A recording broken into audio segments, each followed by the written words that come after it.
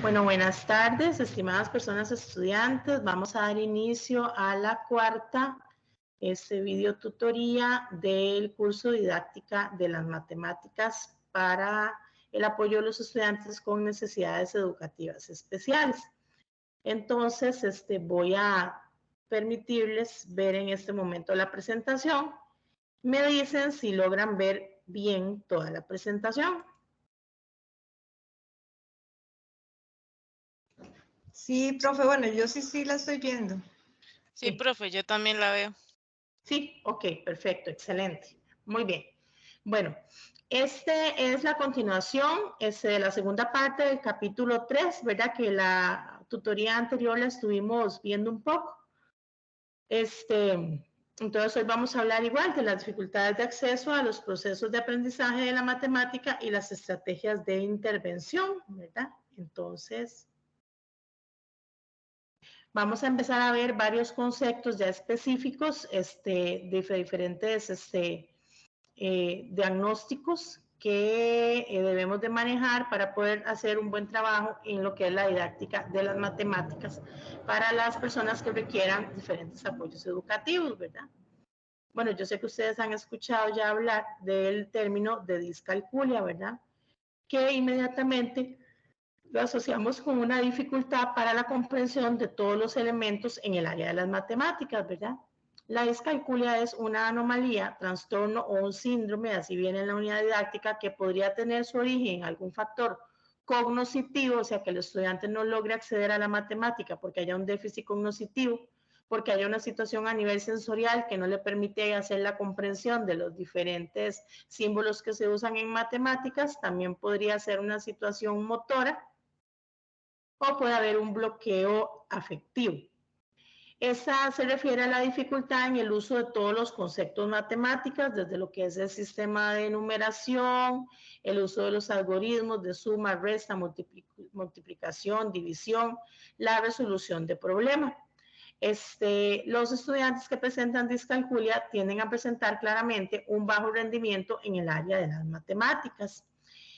Hay otro concepto importante dentro de la discalculia, que es la acalculia, que es un trastorno del cálculo. O sea, los estudiantes pueden lograr reconocer el sistema de numeración, pero definitivamente no logran hacer sumas, restas, multiplicaciones, divisiones, ni nada que tenga que ver con cálculo, ¿verdad?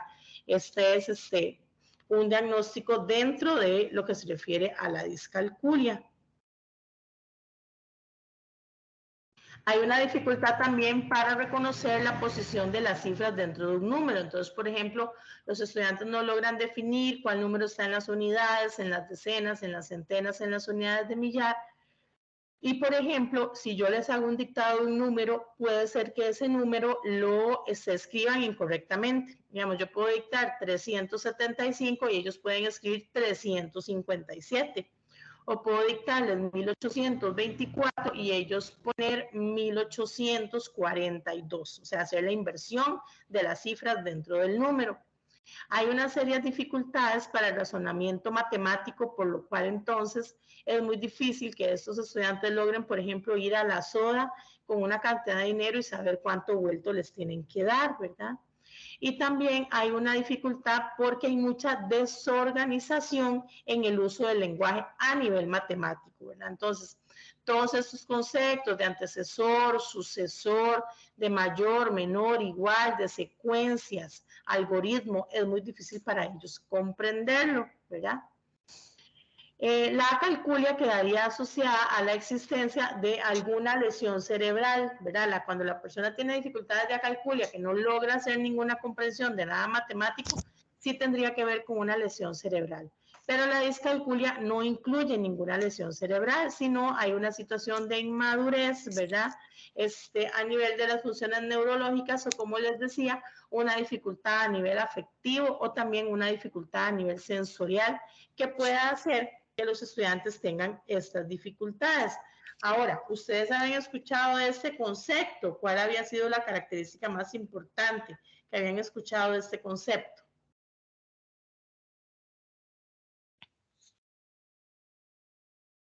¿O nunca lo habían escuchado?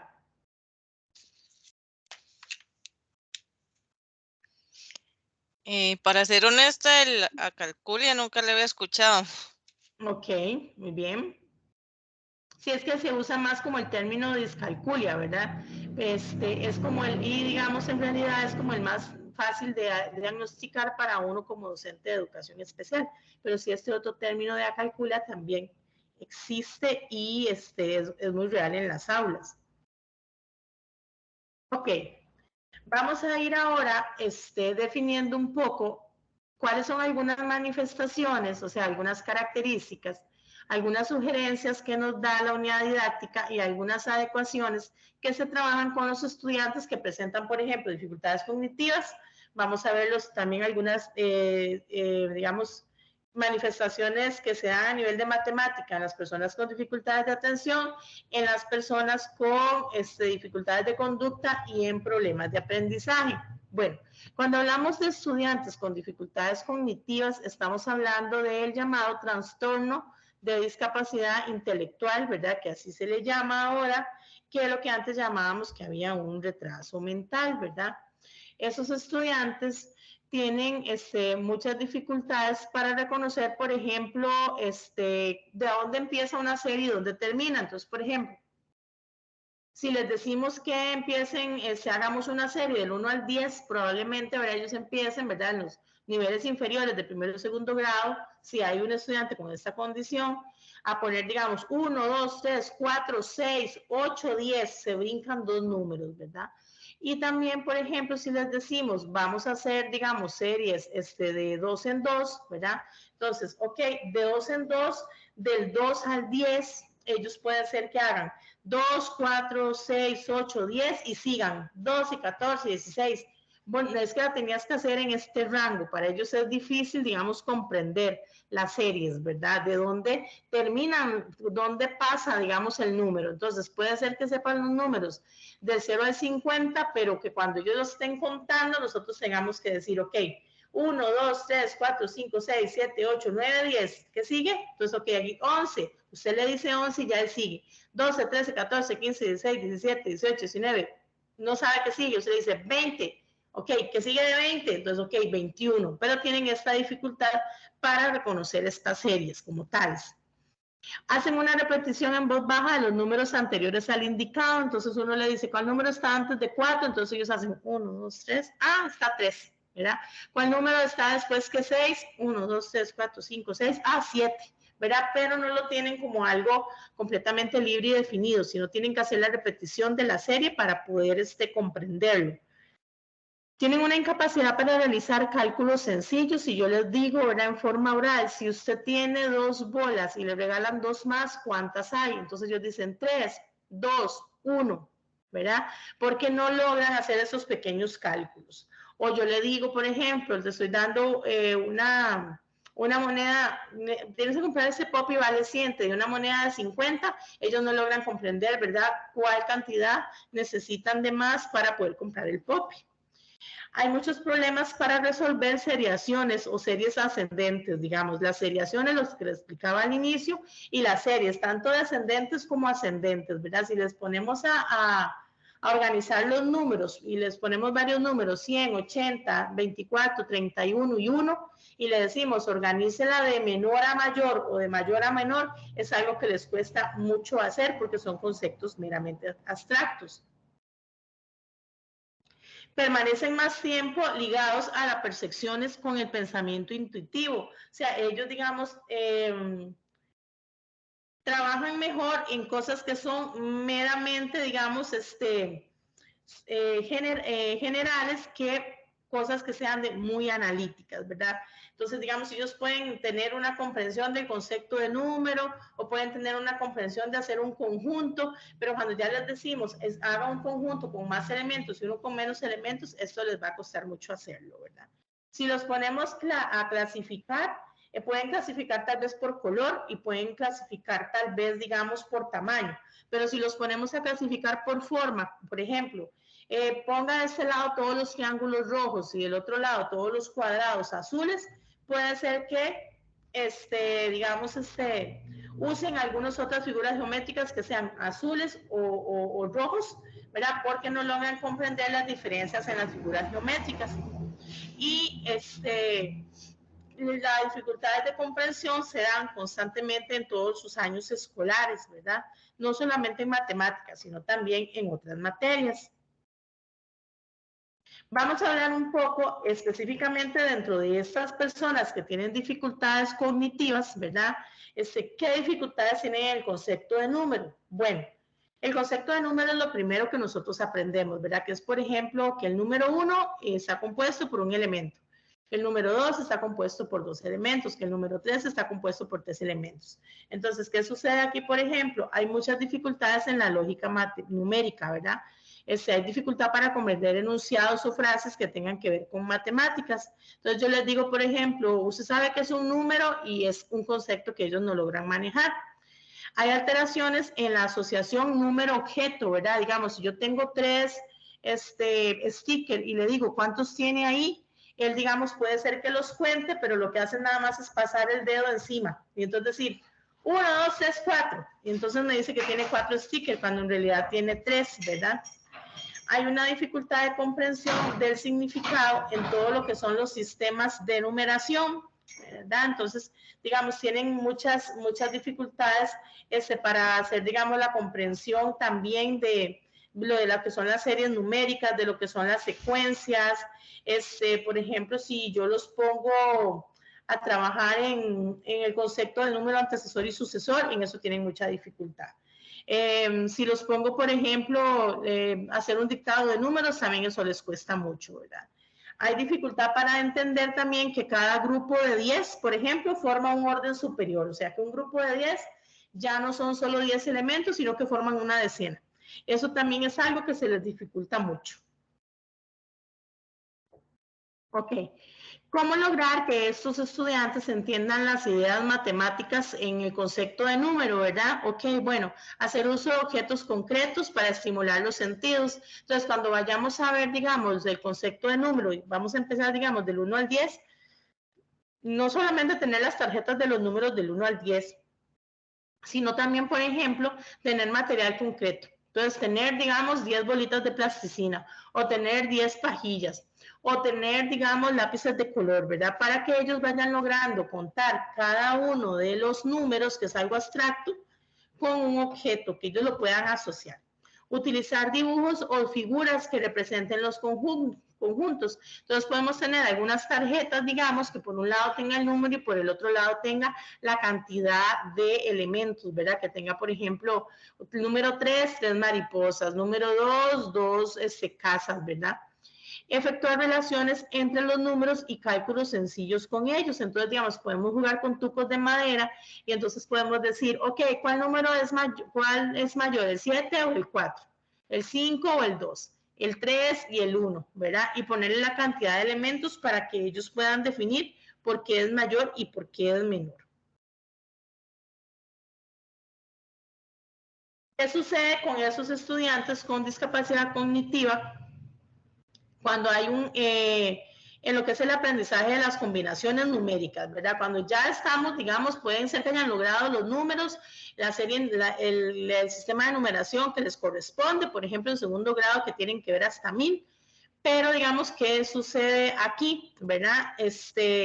Igual, por ejemplo, ellos tienen, a la hora de hacer esas combinaciones, ellos tienen, digamos, dificultades para, digamos, focalizar las series, ¿verdad? Que nosotros les estemos dando. Entonces, digamos, igual, si yo les digo, les pongo una serie y le digo, por ejemplo, tiene el número 3, 6, 9, dejo un espacio, pongo el 15, pongo el 18, entonces, ¿qué sucede? Ok, como era 3, 6, 9, dejo el espacio 15, ¿cuál número hace falta? El 12, ellos no logran comprender cuál es el número que hace falta en ese momento, ¿verdad? De igual manera, si están sumando, entonces ellos van a decir, ok, tengo 5, 1, 2, 3, 4, 5, y tenía 3 más, entonces van a usar los deditos, 1, 2, 3, 4, 5, 6, 7, 8, y a veces entonces, ¿cuántos tenías? No es que inmediatamente saben que tienen 8, sino que tienen que volver y hacen esto, 1, 2, 3, 4, 5, 6, 7, 8, ¿verdad? Eso también lo hacen.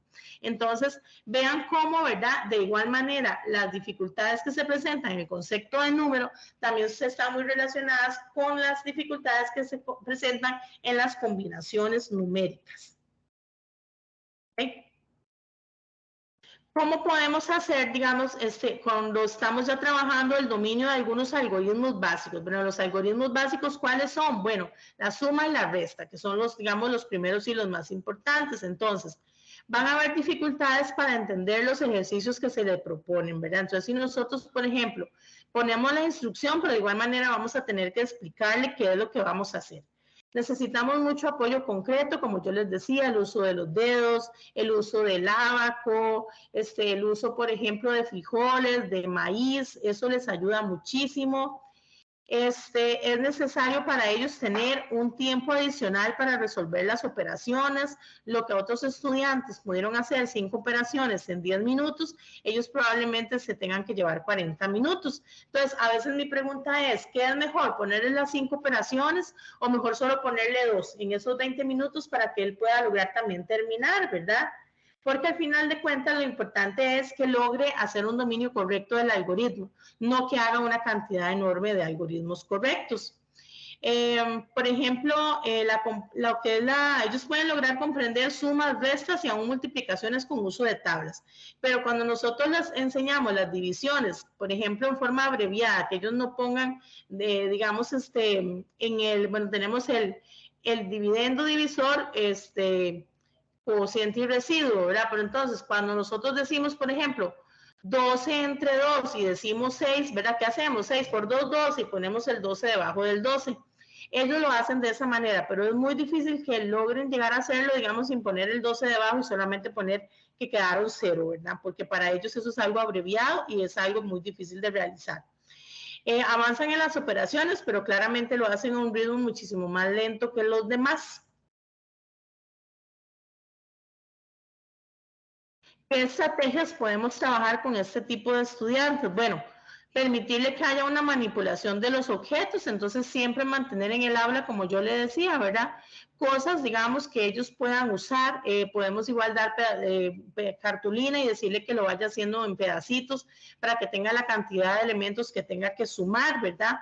Permitir, por ejemplo, en lo que es la suma y resta, bueno, primero dárselas colocadas en forma vertical y después dárselas en forma horizontal para que las ordene en la cajita de valores, ¿verdad? Es muy importante siempre apoyar esto por medio de dibujos o en medio de diagramas, porque es algo muchísimo más visual. Y también para trabajar la abstracción es importante usar los signos numéricos para que ellos logren expresar ideas. Entonces, en la clase de español también podemos, digamos, hacer, digamos, como repaso, decir, bueno, hoy vamos a escribir, digamos, acerca de los números. Ok, entonces, digamos, vamos a hacer 3 párrafos. Entonces nosotros les ponemos, digamos, vamos a hacer 3 oraciones. 1, 2 y 3. Vamos a contar cuántas oraciones hay que hacer. 1, 2 y 3, ¿verdad? Para que tenga el concepto de esa cantidad y también la podamos usar en otras materias. Ok. ¿Qué dificultades podemos encontrar en la resolución de problemas también? Bueno, como hay dificultades a nivel de comprensión, ellos pueden leer el texto, ¿verdad? Y decir, Pablo tenía 300 colones, fue a la pulpería y se compró 2 gelatinas de 100. ¿Cuánto dinero le sobró? Puede leerlo perfectamente, ¿verdad? Porque puede ser que no tenga dificultades en el área de español, pero tienen dificultades para comprender qué es, digamos, lo que está leyendo en ese texto. Entonces, por eso es muy importante usar la técnica de, por ejemplo, que lea el texto, que lo relea, que nos diga qué operación cree que él tiene que hacer ahí, que elija la operación, que la resuelva y que después oralice cuál fue el resultado antes de ponerlo por escrito. Tienen mucha dificultad para identificar y deducir los procesos que tienen que seguir, ¿verdad? Ellos normalmente trabajan con problemas en donde solo tenga que resolver una operación. Ya es difícil pedirle, digamos, la resolución de 2 operaciones dentro de ese problema. ¿Y qué recomendaciones nos dan? Bueno, presentar el problema en forma gráfica, ¿verdad? Entonces también hacer uso, digamos, de dibujos dentro de los problemas matemáticos, introducir problemas sencillos que contengan solamente una operación, ¿verdad? Para que después pueda lograr hacer problemas con 2 operaciones y a tener una atención siempre individualizada. ¿Cómo vamos hasta aquí? ¿Está claro? ¿O necesitan hacer algún comentario. De momento todo clarito. De momento todo clarito como el agua. Sí, profe, gracias. Perfecto. Vamos a seguir entonces por acá. Okay. Ahora vamos a pasar a qué, digamos, características e igual qué dificultades podemos encontrar en los estudiantes que tienen dificultades de comportamiento o inatención, o sea, que tienen dificultades, por ejemplo, de un posible déficit atencional, problemas de concentración o problemas a nivel conductual. Bueno, ok. Estos estudiantes son estudiantes que tienen un potencial, bueno, esa palabra potencial viene en la unidad didáctica, ¿verdad? Potencial normal o normal alto, o sea, son estudiantes que no tienen una dificultad específica, digamos, en el área de las matemáticas, digamos, a nivel cognitivo, pero puede ser que les genere mucha angustia por algunas situaciones anteriores que hayan tenido con otros profesores o resultados de otros exámenes. Hay una inestabilidad emocional, entonces digamos, si los chicos vienen con un problema de casa, ¿verdad? Puede ser que eso les afecte, ¿verdad? Y que matemáticas sea como la materia del miedo, entonces esto va a afectar su rendimiento académico. ¿Qué pasa en las nociones básicas y el concepto de número? Bueno, no suelen presentar dificultades en estas nociones básicas, ¿verdad? Dice que lo que sí es muy importante es hacer que ellos estén motivados en el área de las matemáticas. Entonces, por eso es muy importante trabajar, por ejemplo, ejercicios en donde ellos puedan manipular, en donde ellos puedan jugar, porque como tienen dificultades de atención y concentración, va a ser muy difícil que un material que no sea atractivo les llame la atención. Ok. ¿Qué pasa con las combinaciones numéricas y la resolución de problemas con este tipo de estudiantes? Bueno, tienen, ahora sí, aquí ya presentan dificultades para pasar de un cálculo más concreto a un cálculo más mental, porque los números se pierden en su cabecita por la dificultad de atención que tienen o porque no están poniendo suficiente atención. Hay dificultades para escribir cantidades en las que hay cifras repetidas, ¿verdad? Porque a la hora de que yo le digo, digamos, 55.525, entonces, ¿cómo? ¿Qué me dijo, verdad? Porque están desatentos. Tienen una resistencia a completar series numéricas porque para ellos es muy monótono, ¿verdad? Entonces es muy monótono contar de 2 en 2, de 3 en 3, en 5 en 5. Por eso es importante con ellos no trabajar series que sean demasiado largas. Decirles, va a escribir de 2 en 2 los números del 0 al 100 es un tormento total. Mejor usamos una serie de 2 en 2 del 0 al 20, usamos otra serie de 3 en 3, del 30 al 50 y usamos otra serie de 5 en 5 de 50 al 100, ¿ok? Colocan las cifras inadecuadamente, ¿verdad? Y lo que yo les digo es, a los estudiantes míos están cometiendo errores por descuido, ¿verdad? Entonces tienen dificultades para las sumas compensadas, que son las sumas en donde uno guarda el numerito, ¿verdad? O las de estas para pedir prestado, ¿verdad? Entonces tienen dificultades, pero por dificultades de atención olvidan el número que llevamos. Hay una dificultad para organizar las operaciones simples, entonces si le damos un problema, probablemente a la hora de escribirlo, ellos se roban un número o las ordenan incorrectamente. Y, digamos, tienen una dificultad claramente para aprender y retener las tablas de multiplicar. Los estudiantes que tienen apoyos educativos pueden sacar las tablas de multiplicar para hacer las pruebas. Siempre tratamos, pues, de que lo aprenda un poquito, ¿verdad? Que las aprenda un poquito, por medio de canciones, igual se le puede dar un tarjetero y todo, pero sí es importante tomar en cuenta que es muy difícil que se les aprendan de memoria. Ok. Ahora, ¿qué pasa con los estudiantes con problemas específicos de aprendizaje? Que son muchos estudiantes en las aulas, ¿verdad? En cada aula podemos encontrar 3, 4 niños que tengan dificultades específicas de aprendizaje, ¿verdad? ¿Por qué? Porque las dificultades específicas de aprendizaje pueden ser, digamos, igual en lectura, igual en escritura, igual en matemática, ¿verdad? Y digamos también a nivel, digamos, de lo que es la disgrafía, la disprasia. Entonces, bueno, encontramos una gran serie de estudiantes que puede ser que tengan o no tengan dificultades en matemática, pero algunos de ellos sí tienen, digamos, por ejemplo, tanto dificultades en español y matemática. Entonces, ¿qué pasa aquí? Bueno, hay dificultades digamos, en la parte conceptual, ¿verdad? Entonces, ¿qué pasa? Que tal vez el nivel en el que el estudiante está, ¿verdad? Difiere mucho de su madurez. Entonces, no es que le vamos a omitir un contenido porque no tiene adecuación significativa, pero sí podemos hacer una priorización al inicio. O sea, no podemos trabajar división si él no sabe sumar y restar. Entonces podemos enseñarle a sumar y restar, por ejemplo, en un mes, para después ya empezar a trabajar multiplicación y división. Siempre lo vimos, ¿verdad? Nada más que alteramos el orden.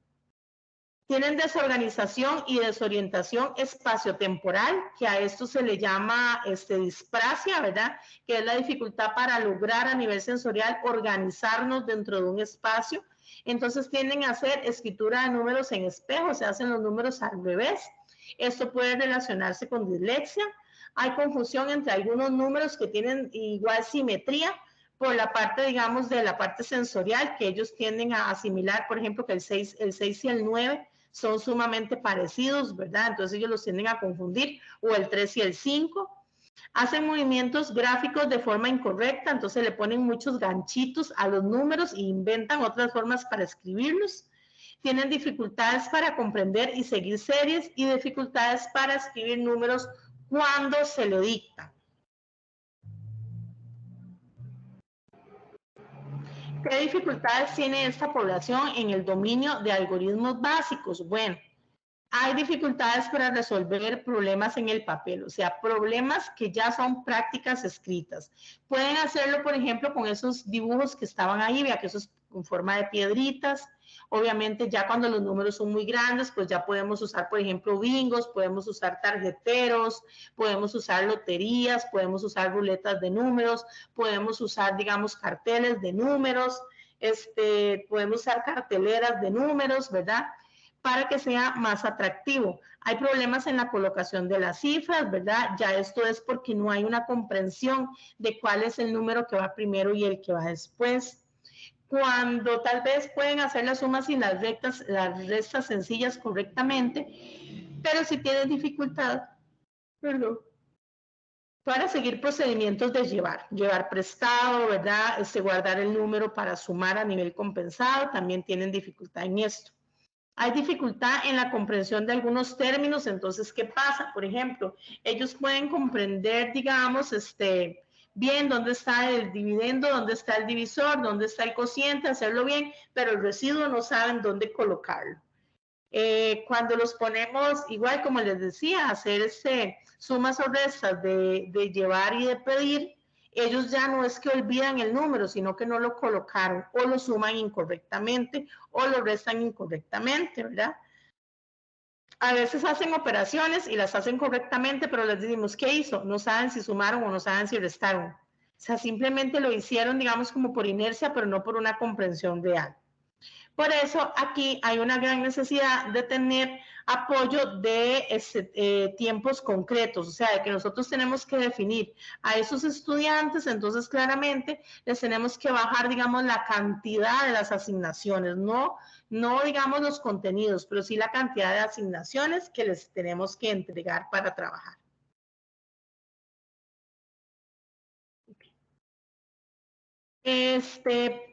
Bueno, continuamos aquí con lo que es la resolución de problemas y el cálculo escrito, ¿verdad? Hay una falta de análisis del texto, ellos no logran comprender qué es lo que le están pidiendo realizar en los problemas.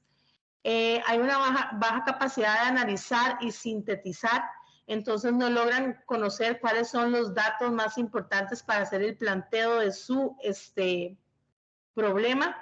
Hay una ausencia de una ordenación lógica de los datos numéricos, entonces no saben cuál es el número que digamos, no saben que si Juan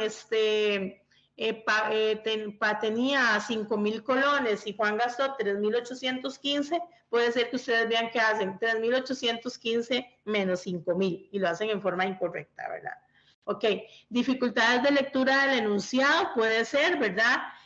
Si hay dificultades asociadas en lectura y también para redactar la solución, para poner la respuesta, ¿verdad? Que dice, a Marco le quedaron tal cantidad de dinero, ¿verdad? Porque hay dificultades en la parte escrita. Tenemos otro grupo de estudiantes también, que son estudiantes que tienen alteraciones disléxicas, los estudiantes con dislexia, que tienen dificultades también a nivel de desorganización y desorientación espacio-temporal, aparte de que ellos tienden a confundir las letras y los números. Entonces igual hacen los números en espejo, ¿verdad? Como ellos los ven, no como se escriben. Igual confunden algunos números que sean parecidos. Hacen movimientos gráficos en forma incorrecta. De igual manera, hacen los giros al revés, ¿verdad? Entonces, por ejemplo, el 7 lo hacen al revés. El 1 también lo hacen al revés. Hay dificultades para escribir series numéricas en forma secuencial y ordenada. Siempre se brincan números. Si yo los pongo a escribir números y yo les dicto, digamos, les digo 8.820, puede ser que nada más pongan 820 y no lo hagan correctamente. Y hay una confusión en el lugar que ocupan las cifras de un número, como hablábamos anteriormente. No logran comprender dónde están las unidades, decenas, centenas y unidades de millar.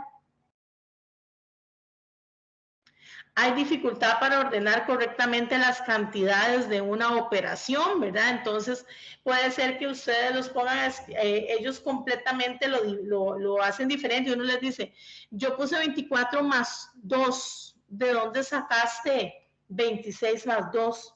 Ellos inventaron el número, o sea, no lo copiaron correctamente porque no lograron comprender que ese era el número que se les estaba, digamos, poniendo en la pizarra, ¿verdad?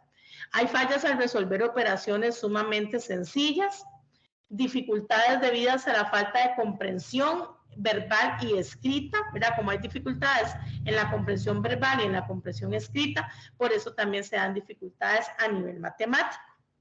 Hay dificultad para el aprendizaje de términos verbales, digamos, para comprender, por ejemplo, los conceptos de los números ordinales, ¿verdad? Primero, segundo, tercero, cuarto, quinto, sexto. Para comprender, por ejemplo, los términos verbales de lo que es un perímetro, de lo que es un área, de lo que es un polígono, un paralelogramo, porque son conceptos verbales. Y hay dificultades en la comprensión de los símbolos. Por ejemplo, para los estudiantes con dislexia, hacer operaciones combinadas que conlleven más de 2 sumas o de 2 restas es terrible, porque, digamos, es una gran cantidad de números y una gran cantidad de algoritmos juntos que no pueden comprender correctamente. Ok. Bueno, ustedes saben que ahora, digamos, ya no se habla de adecuaciones como tal, pero bueno, esta presentación viene enfocada en la unidad didáctica. Hablamos de apoyos educativos, tanto apoyos educativos de acceso como apoyos educativos no significativos y apoyos educativos significativos. ¿Cuáles son los apoyos de acceso que se dan? Bueno, los apoyos o adecuaciones de acceso son aquellas que se dan a los estudiantes que tengan problemas visuales, problemas auditivos, que sean más lentos, que sean más desatentos, inclusive que tengan problemas de conducta, ¿verdad? Entonces, ¿qué se puede hacer? Bueno, dar fichas de trabajo individual para los estudiantes que sean como más lentos. En lugar de ponerlos a trabajar siempre copiando de la pizarra, bueno, le podemos dar algunas fichas que tengan poca cantidad de operaciones. Ubicar al estudiante en un lugar cercano del aula, ¿verdad? Digamos, adelante, en las filas de adelante para que tenga una mejor atención a lo que explica el profesor. Dar fotocopias de resúmenes de la materia para el examen, ¿verdad? Entonces, digamos, igual en matemáticas se escribe diferentes conceptos, tal vez se puede usar como algún tarjetero de conceptos, donde venga, digamos, que es un algoritmo, que es una suma, que es una resta, que es una multiplicación, que es una operación combinada. Si estamos hablando digamos, medidas, ok, ¿qué es el concepto de medidas? ¿Qué son medidas de longitud? ¿Qué son medidas de peso? ¿Verdad? De que son medidas de capacidad. Reforzar la materia en estudio asegurándose que el estudiante entiende lo que está viendo. O sea, es importante después de que trabajamos la materia preguntar si realmente la comprendió, si tiene alguna duda y respetar el ritmo y el estilo de aprendizaje de cada uno de ellos. Todas esas estarían como adecuaciones de acceso y prácticamente esas adecuaciones se aplican con mucha cantidad de estudiantes en las aulas. Las adecuaciones curriculares no significativas, que son las adecuaciones que se trabajan con los estudiantes que tienen dificultades específicas de aprendizaje, como cuáles. Bueno, Cuando ya vimos la materia, hacer preguntas y decir, ¿entendiste? ¿Qué no entendiste? ¿Qué quieres que te vuelva a explicar? A ver, ¿todos entendieron? No, yo no entendí. Bueno, entonces, ¿de qué manera podemos reforzar esa materia con esos estudiantes? Dejar trabajos extra en la casa, ¿verdad? Pequeñas tareas para reforzar los temas que estuvimos viendo. Dar tiempo adicional para terminar los trabajos y si no terminó, pues darle la posibilidad de terminarlo en la casa. Adecuar las situaciones de aprendizaje al ritmo de aprendizaje, lo que les decía anteriormente, pues no es que vamos a eliminar contenidos, pero sí podemos adecuar al ritmo de cada uno, ¿verdad? Como ellos trabajan. Permitir uso de tablas de multiplicar y uso, digamos, de las fórmulas, eso ellos no es necesario que se lo aprendan de memoria, y podemos dividir la materia de estudios. Entonces, ¿qué pasa? Si vimos sumas, restas, multiplicaciones, por ejemplo, para un examen, podemos hacer un examen solo de sumas y restas y hacer después otro examen corto de multiplicaciones. Eso es lo que se llaman pruebas cortas y se puede hacer con este tipo de estudiantes. Lo que pasa es que muchos docentes no lo aplican porque dicen que es más trabajo, entonces prefieren hacer los exámenes y aplicarles a todos de una vez, pero sí podían hacer pruebas cortas de tema visto, tema evaluado. ¿Y de qué manera entonces podemos realizar la intervención en el aula? Bueno, es muy importante reconocer cuál es la dificultad que pasan los estudiantes. Por eso ustedes como docentes de apoyo tienen que hacer un buen diagnóstico, ¿verdad?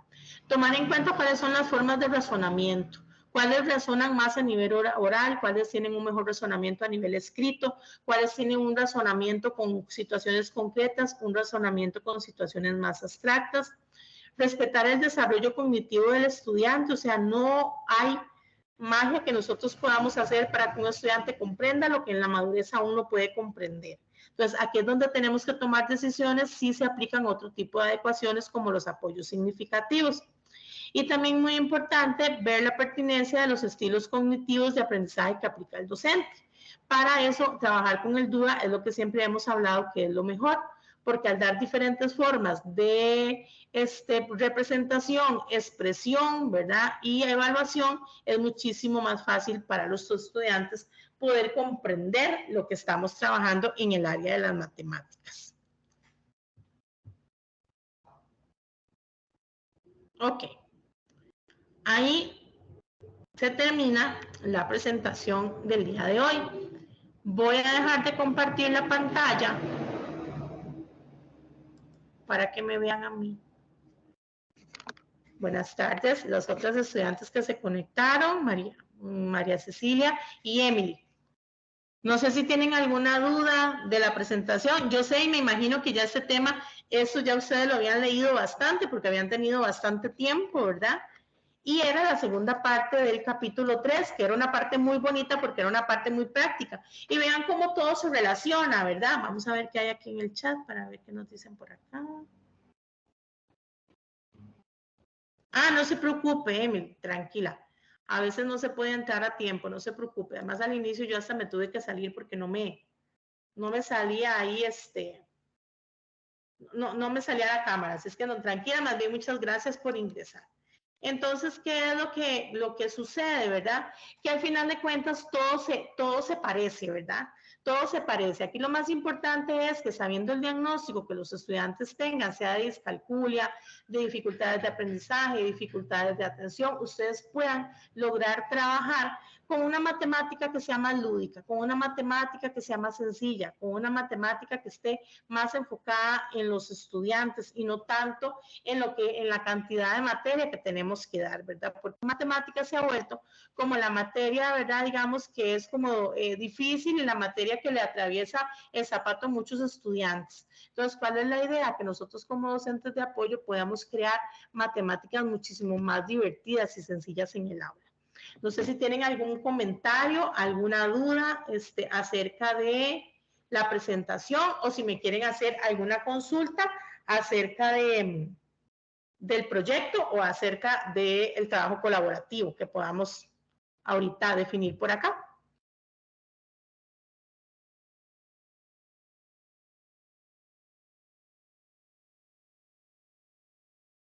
¿Todo está bien, chicas? ¿No tienen ninguna duda? De momento no. Ok, perfecto. ¿Cómo van con el proyecto? A mí, bueno, en mi caso solo me falta la parte de lo que es la tabla. Ok, muy bien, excelente. ¿Y a las demás cómo les da? Yo, profe, hoy terminé, bueno, hoy fui a ver a la chica cuando están trabajando en apoyo. Entonces, ¿Y cómo de le ahí, fue con cómo le fue con esa visita? bien, bien, vieras que muy productivo, de verdad se aprende bastante cuando se está trabajando con, bueno, con ver la profesora, cómo trabaja con ella y sí, definitivamente ahí se ven las dificultades que ahorita estábamos viendo, ¿verdad? Sí, sí, sí. Porque ahí se nota, me dice, comencé con ella con lectoescritura y me di cuenta que tenía problemas en matemática, entonces ya la está trabajando en Exactamente. eso. Exacto, todo se enlaza, todo se Sí, enlaza. Es difícil encontrar un estudiante que tenga solo, digamos, que uno diga, bueno, tiene problemas de lectoescritura y nada más. O sea, ese estudiante tiene una situación de atención, otro estudiante tiene una situación de conducta relacionada con matemáticas. Entonces, al final, para uno como docente de apoyo, es tan difícil calzarlos porque a nosotros nos dicen, bueno, tienen que calzarlos por necesidad. Entonces, digamos, sí, tengan a los tres de discalculia juntos y a los tres de dislexia juntos y a los tres de disgrafía juntos, ¿verdad? Pero ¿qué pasa? Están en diferentes niveles, en diferentes horarios. Entonces es muy difícil. Entonces uno logra tener, digamos, en un aula, los chicos que vienen con nosotros en otros espacios, que son los que más requieren, aunque yo siempre he pensado y sigo pensando y creo en claramente en la inclusión y en las líneas de acción y demás, y lo trabajo como se establece, pero digamos sí pienso que todos los estudiantes que tienen dificultades específicas de aprendizaje requieren el servicio de apoyo, venir aparte al aula del servicio de apoyo, aparte del apoyo que nosotros les damos en el aula. ¿Ok? No sé. sí, sí, profe, yo la vi, digamos, trabajando dentro del aula con la chica y también trabajando sola. Pude tener la oportunidad de ver las dos. Muy bien, excelente, Sí. excelente, sí. María Cecilia, no sé, y Emily, si quieren hacer algún comentario. Yo también, profe, a mí lo que me falta es para lo del taller. Ok, muy bien, excelente. O sea, están súper avanzadas. Ya están más avanzadas que yo, porque yo ni he montado examen en la plataforma y ya ustedes ya tienen casi el proyecto listo, o sea, me ganaron. Es que como he tenido que hacer otros trabajos, he aprovechado entonces las idas a la escuela. Súper, Sí, excelente. sí. Muy bien, muy bien, muy bien, excelente. No, y ustedes han sido muy buenas estudiantes. Este grupo ha sido todos los grupos son diferentes. Me ha extrañado que en este curso se hayan metido tan pocas personas a la tutoría, porque normalmente pienso que este curso de didáctica de las matemáticas lleva, digamos, un nivel de dificultad. Pero me ha extrañado que se han metido pocos, pero vieran que los trabajos han mejorado bastante. Ah, ¿qué dice para aquí? Vamos a ver qué nos dice Emily por acá. Vamos a leerla, a ver. Yo tengo la cita para el viernes, sí, habían pruebas diagnósticas y pruebas comprensivas. Y la semana pasada, no sé si en esa escuela fueron la semana pasada, pero igual la semana pasada estaban revisando, esta semana era día del deporte, lo del día del síndrome de Down, ¿verdad? Entonces son como un montón de cosas, un montón, no. Pero sí. Profe, a mí me tocó una profesora que viene comenzando con el grupo, tiene solo un mes, pero es que la chica, la de apoyo, fue la que me ayudó. Ah, no, ya me salí.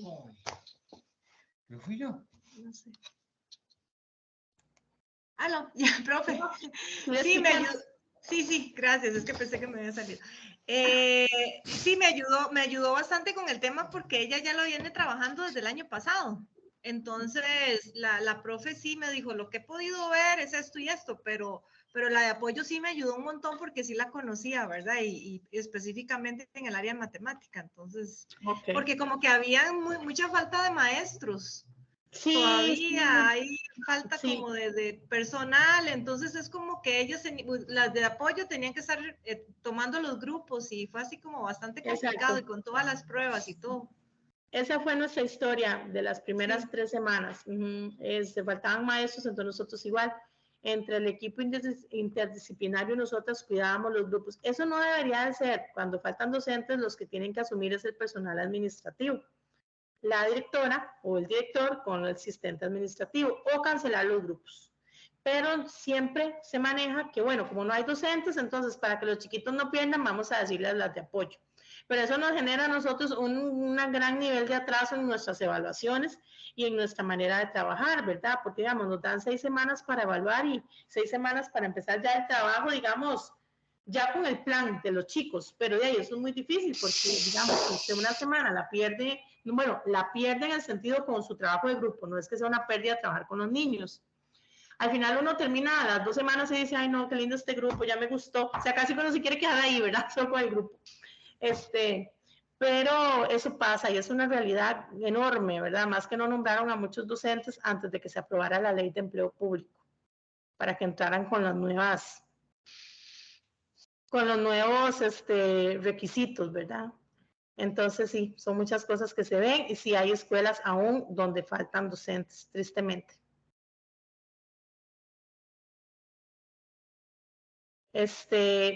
Chiquillas, bueno, si ustedes no tienen ninguna otra duda, y están, digamos, bien, con lo que es el proyecto y todo, pues entonces, recuerden que la otra semana abrimos tema 4, es que se me acaba de descargar el teléfono, pero bueno, la otra semana abrimos el tema y lo primero que tenemos es el trabajo colaborativo, después tenemos el examen y después tenemos la entrega del proyecto final.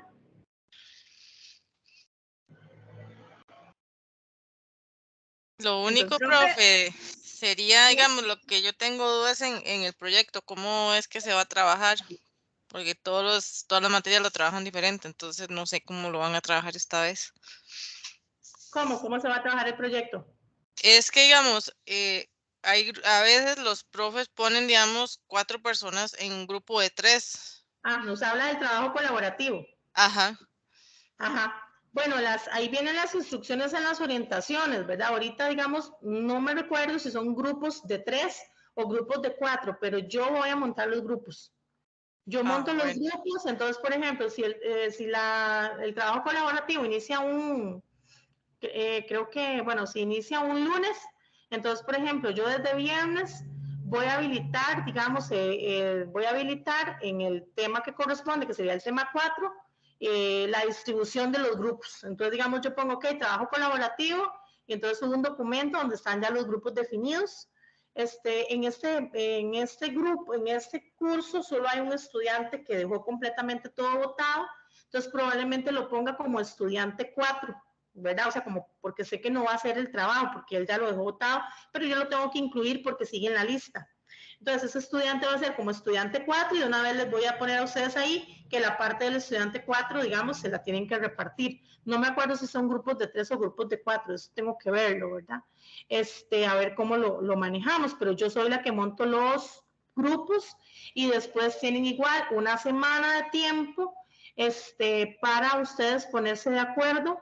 Yo siempre les abro un foro a cada grupo que pueda ver solo el grupo, en donde ustedes pueden ir comunicándose, ¿verdad? Lo que pasa es que sí, de hecho creo que hasta un videito o un audio les voy a escribir, les voy a grabar, porque les abro uno el espacio y nunca se ponen de acuerdo en el espacio, se ponen de acuerdo todo por WhatsApp.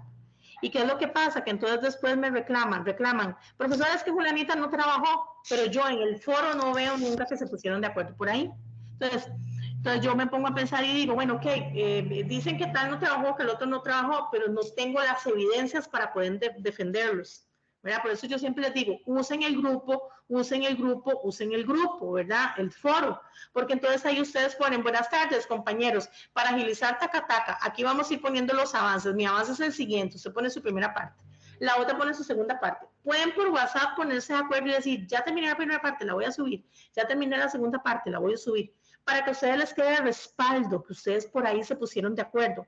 Aunque en el trabajo final yo abro una pestaña que se llama tarea, que dice entrega de trabajo colaborativo, y ahí es donde lo tienen que subir. Eso es lo que yo voy a revisar.